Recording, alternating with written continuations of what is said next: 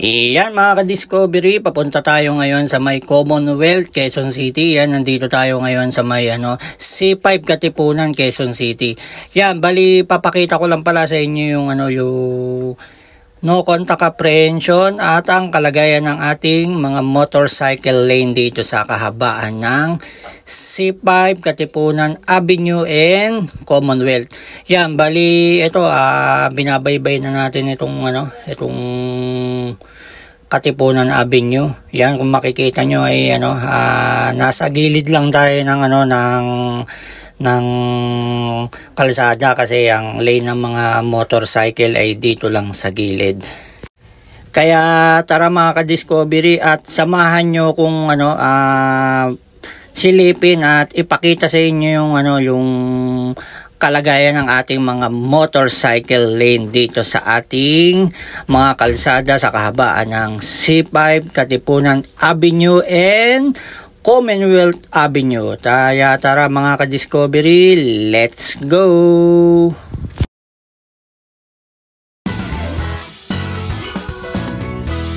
Welcome to my channel.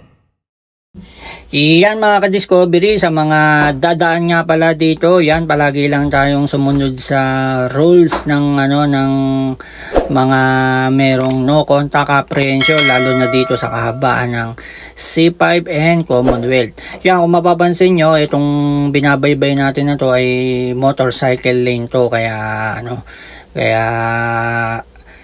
ito hindi tayo aalis sa ating lane. Yan, doon naman sa may kabila, sa may bandang kanan, yung merong barrier, yan yung yung bike lane. Yan, napakaganda ng dito sa C5 kasi meron talagang exclusive na barrier yung natin, yung mga motorcycle at saka yung bike lane, kaya hindi talaga pumapasok ang mga motorsiklo dun sa bike lane dito kasi naka-separate. Yan, dito na nga pala tayo sa may papuntang CP Garcia. Yan, dito mag-ingat kayo dito kasi itong lugar na to ay yan, yung may barrier sa kaliwa ay pag pumasok ka dyan dapat mag-U-turn ka, wag kang kakaliwa sa CP Garcia papuntang UP. Yan, yung stoplight. Yan, kung mapapansin nyo, dire-diretso yung natin, walang traffic. At i-maintain lang natin yung yung pwesto natin dito sa gilid para hindi tayo magkaroon ng violation ng no contact apprehension. Yan, malapit na tayo sa sa Commonwealth. Yan, dito na tayo sa may bandang sa may Manila Water. Yan, merong checkpoint pala dito sa gilid. Yun, nagche-checkpoint pala yung mga pulis. Yan, sa mga para maiwasan mahuli sa no contact apprehension, palagi lang tayong sumunod at i-observe natin yung kung saan tayo dapat na lane, at huwag tayo magpalipat-lipat ng lane kung hindi naman dapat. Yan, kitang-kita nyo naman dito yung barrier. Yan, napakaganda talaga. Sana sa buong Pilipinas ganyan ang gawin nila kung talagang gusto nilang yung bike lane ay huwag pasukan ng mga motorsiklo, lagyan nila ng kagaya na ito, barrier. Saka ginagamit yan sa mga malalaking kalsada, pero sa EDSA medyo mahirap ipatupad yung bike lane. Kaya mga ka-discovery, ito malapit na tayo dito sa may sa may flyover dito sa sa may palabas na tayo ng Commonwealth Avenue. Yan, dito sa may sa may bandang kaliwa. Yan yung papuntang Tandang Sora, Quezon City, saka sa Luzon Avenue. Ito, palabas na tayo ng Commonwealth Avenue. Yan, kakanan tayo dito. Yan, ito sa kaliwa ay Luzon na. Yan, bali paglabas natin dito, yan, makikita nyo meron sa kaliwa na payutol naman yan, pabalik dun sa may C5 Katipunan. Yan, dito na tayo sa may sa may Commonwealth Avenue. Yan, ito napakalaki ng kalsada dito, kaya magandang maayos ang dito, traffic flow. Yan, dito na tayo sa linya ng motorcycle lane. Yan, huwag na tayong aalis dito dahil mapipitigan tayo ng no contact apprehension dito sa sa lugar na to. Yan, kung mapapansin nyo, yung mga kalsada rito ay ginagawa. Yan, naayos nila, nilalagyan nila ng siguro ng bagong espalto.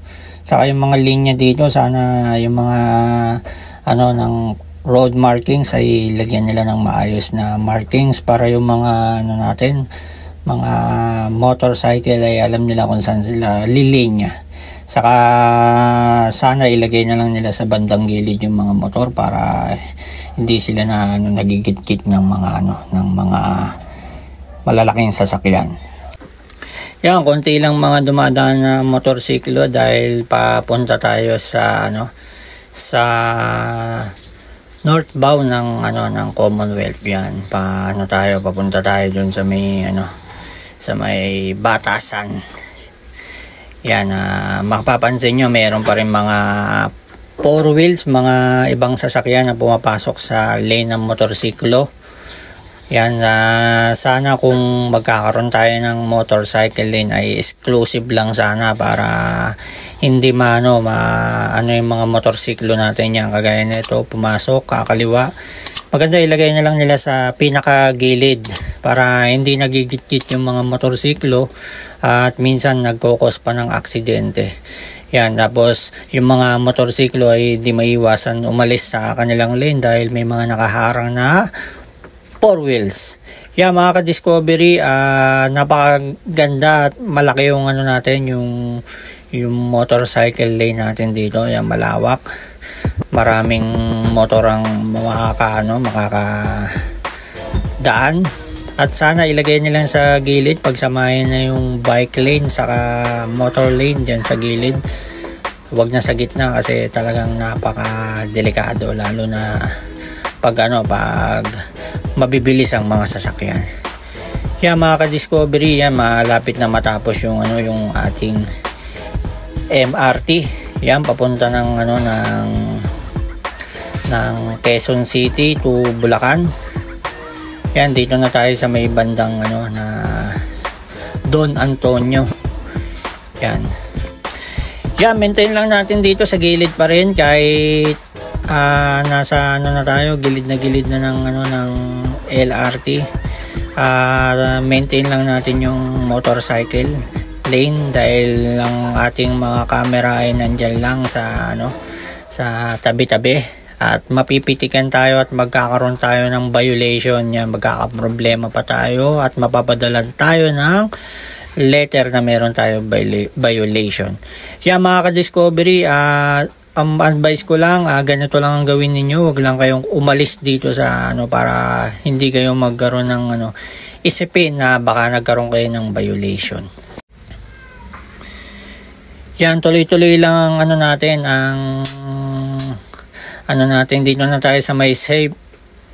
Peter. Yan, dito meron ditong mga nilagay ng mga camera para sa no contact apprehension. Yan, napakahigpit dito sa lugar na to kasi dito talaga nila pinapatupad ang no contact apprehension dahil ang kalsada dito ay napakalaki at takaw aksidente. Dati ang tawag dito ay killer highway. Yan mga ka-discovery, malapit na tayo sa Batasan Road. Yan, pupunta tayo dun sa Batasan dahil may pupuntahan tayo doon. Yan, kakanan na tayo dito paglagpas dito sa may LRT Sandigan. Yan mga ka-discovery, mapapansin niyo yung Sandigan, ayun, nandun sa may bandang kanan. Yan. Alis na tayo sa motorcycle lane. Yan, signal light tayo para kung sakaling makikita sa camera na naka-signal light tayo. Yan, dito na tayo mga ka-discovery sa may Batasan Road, Quezon City. Yan, sa mga pupunta dito, yan, nakita nyo na kung anong meron sa ating kalsadahan dito sa C5 Katipunan at dito sa Commonwealth Avenue.